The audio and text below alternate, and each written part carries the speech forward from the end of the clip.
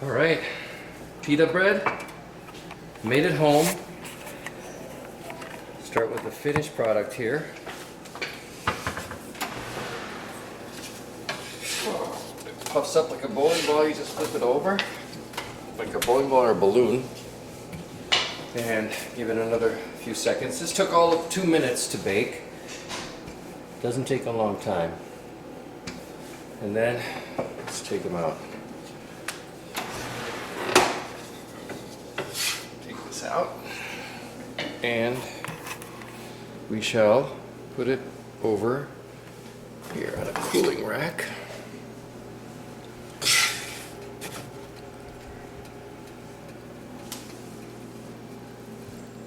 Sorry to make you dizzy. Now, let's put in the next twofer.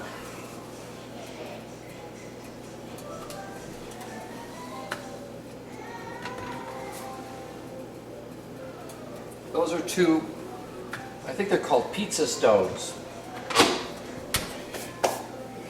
that we're using in there. The oven's at about 500 degrees, and put it in, and hopefully it will rise. Not always rise to a perfect balloon shape, but usually it does. Either way, it tastes wonderful.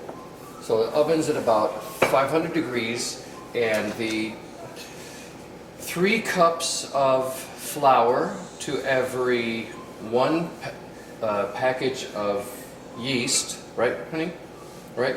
And a little bit of olive oil to manage it. And you gotta let it rise. How much water do you put in there? 1/4 cup. 1/4 cup for Warm water. of warm water. Okay. And then 1 cup of regular water. And then 1 cup. Oh, okay. 1 cup of cold water, right?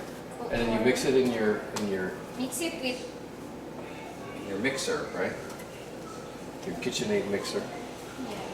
Put any salt or Yes, salt. how much? 1/4 of teaspoon. 1/4 teaspoon of 1 salt. teaspoon sugar. 1 teaspoon sugar. Oh, 1 teaspoon of sugar. Yeah, to raise the yeast.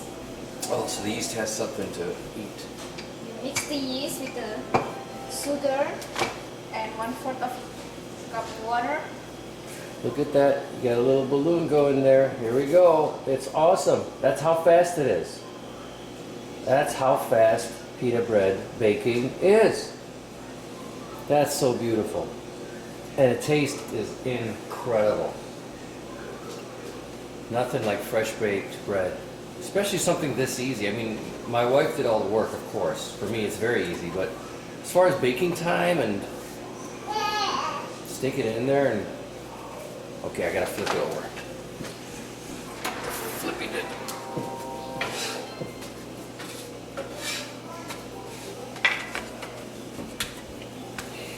Pretty wonderful. Wow, honey, you did a great job. So that's really just about it. I don't know if it's been a total of 2 minutes running time for this little video. I don't think it's gonna be longer. That's it. We got pita bread. Take it out. There it is. Beautiful. We're gonna put it on the drying rack, cooling rack. This one didn't pop up as much, but it's still a pocket. It's definitely a pocket in there. Don't worry. And that's it. Let's go over to see the in process here. So these dough balls, that you're gonna flatten out with a rolling pin and use flours generously to keep it from sticking together or sticking to the counter. We've got just a regular old engineered quartz counter, and there's the yeast and flour and water mix.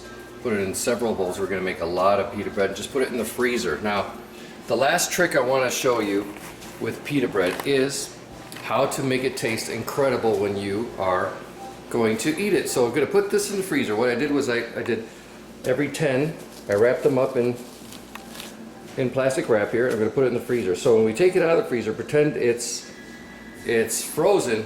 frozen. You don't have to thaw it. Put it in a microwave. Don't do anything like that. Just put it directly on your gas burner, directly. Now, assuming this is clean and sterilized, you just turn it on and just put it on there and flip it over a couple times until it's hot to the touch, and that's it. So you gotta, of course, make sure it's very clean and sterilized, but the flavor will be absolutely perfect. It will taste fresh, and actually even some people say better than fresh out of the oven. So there's our drying rack, I keep calling it drying rack. Our cooling rack, and that's Pita bread. Thank you, honey. Bye.